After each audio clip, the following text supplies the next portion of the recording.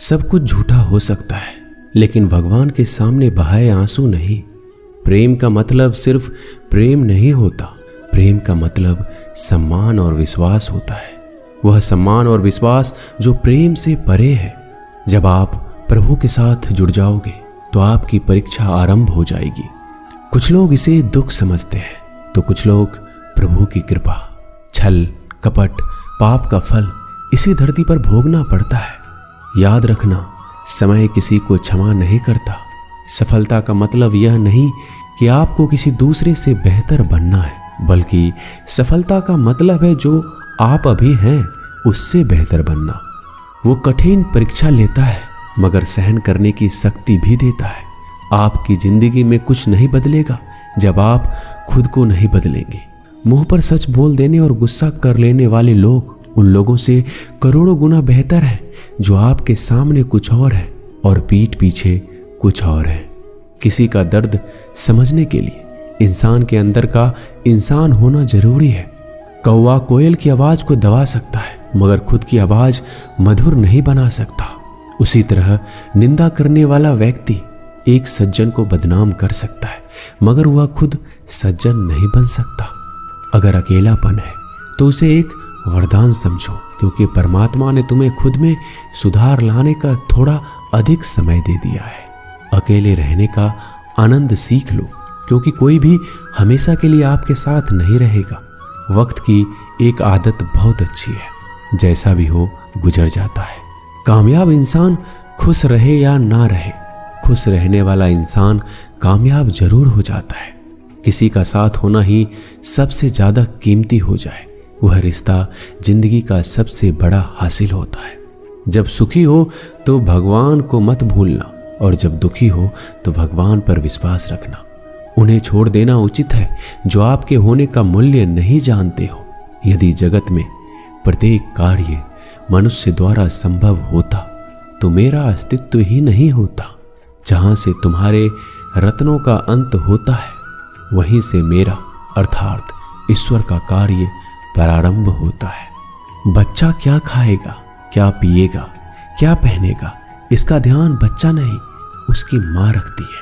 हमें क्या देना है, क्या नहीं देना है, स्वयं भगवान देखते हैं। झूठ और दिखावे की रफ्तार कितनी भी तेज हो, पर मंजिल तक केवल सच ही पहुंचता है।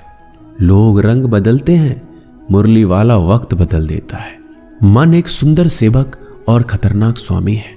मनुष्य को जीवन की चुनौतियों से भागना नहीं चाहिए, ना ही भाग्य और ईश्वर की इच्छा जैसे बहानों का प्रयोग करना चाहिए।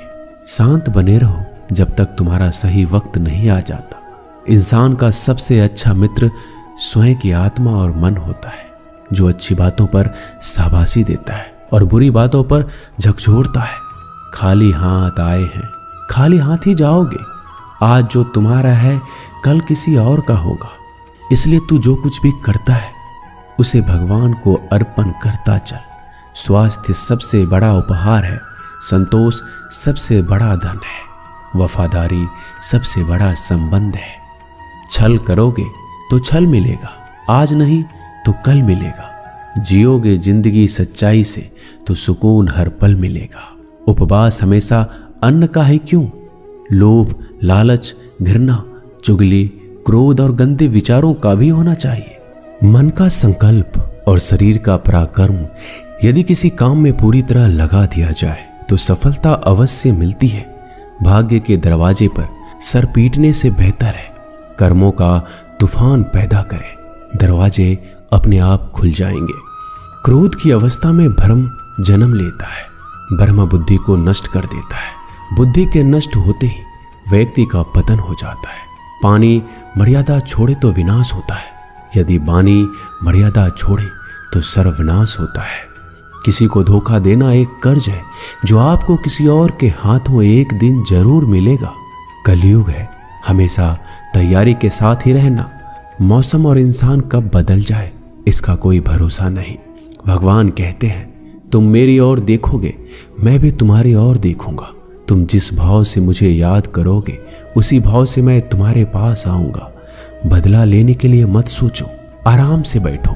जिन लोगों ने आपके साथ बुरा किया है अंत में उनके साथ भी बुरा ही होगा। इस दुनिया में जुनून जैसा कोई आंख नहीं है, मूर्खता जैसा कोई जाल नहीं है, नफरत जैसा कोई दरिंदा नहीं है और लालच जैसी कोई धार नहीं है। प्रसन्नता का कोई मार्ग नहीं है, बल्कि प्रसन्नता ही एक मार्ग है। अगर आप सही दिशा में हैं तो चिंता मत कीजिए, बल्कि उस दिशा में चलते रहिए। ऐसा करने से अवश्य ही आप अपने लक्ष्य को प्राप्त कर लेंगे। इस पूरी दुनिया में सबसे ज्यादा कीमती है समय, इसलिए बर्बाद ना करें, नहीं तो अंत में आपको पछतावे के अलावा कुछ नहीं मिलेगा। जिंदगी में अपनी तुलना किसी से मत करो। जैसे चांद और सूरज की तुलना नहीं की जा सकती, क्योंकि दोनों ही अपने वक्त पर चमकते हैं।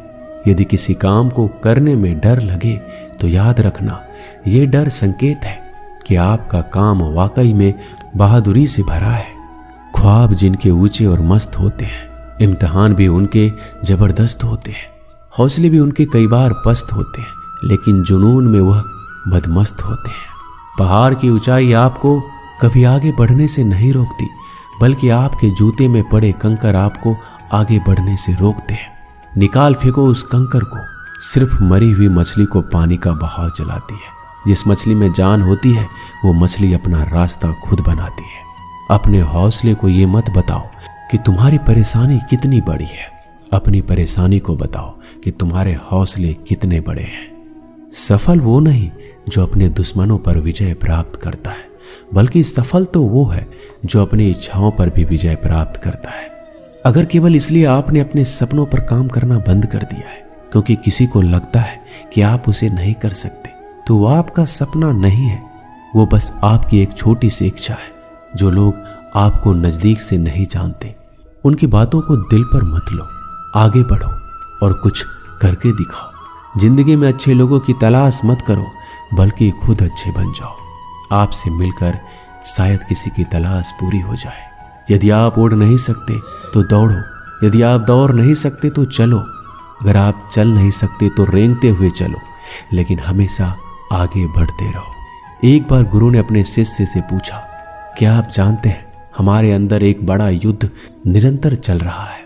जब सारे शिष्य चुप रहे तब गुरुजी बोले, वास्तव में सबसे बड़ी लड़ाई हमारे अंदर दो भेड़ियों की है। एक काला भेड़िया जो क्रोध, हिंसा, अहंकार, दुख, गलानी, लालच, चोर, झूठ की भाषा बोलता है। दूसरा सफेद भेड़िया जो आनंद, प्रेम, दया, विचार और सद्भावना की भाषा बोलता है। इसी लड़ाई के शोर में हम पहले से मौजूद मन की शांति भूलकर उसे कहीं और ढूंढने की कोशिश करते हैं। गुरु ने कहा, हमें इस लड़ाई के शोर से कोई नहीं बचा सकता। ये लड़ाई मेरे अंदर ही चलती है और ये आपके अंदर भी है। शिष्यों ने गुरु की बात ध्यान से सुनी और पूछा, गुरुजी, तो इस लड़ाई में जीत किसकी होगी? गुरुजी ने कहा, वही भेड़िया जीतेगा जिसे तुम खाना दोगे। खाना देने का मतलब है हमारे पास शक्ति है ध्यान देने की। हम जिस भेड़ियों की बातों पर ध्यान देंगे वो बड़ा ताकतवर होता जाएगा। इसलिए हमेशा क्रोध से पहले दया चुनना चाहिए, लालच से पहले उदारता, चिंता से पहले शांति और स्थिरता जोड़नी चाहिए और चलन से पहले सद्भावना को चुनना चाहिए। ऐसा करते करते हमारा मन अपने आप आनंदित रहने लगता है। जैसे शरीर को आराम दिया जाए तो वो ठीक होने लगता है, वैसे ही मन की शोर से आराम मिलता है, तब वो खुद ब खुद निर्मल हो जाता है। दोस्तों, इस वीडियो में बस इतना ही। मैं आशा करता हूँ कि आपने इस वीडियो से बहुत कुछ सीखा होगा। मिलते हैं अगले वीडियो में। अपना ख्याल रखिएगा। धन्यवाद। जय श्री कृष्ण।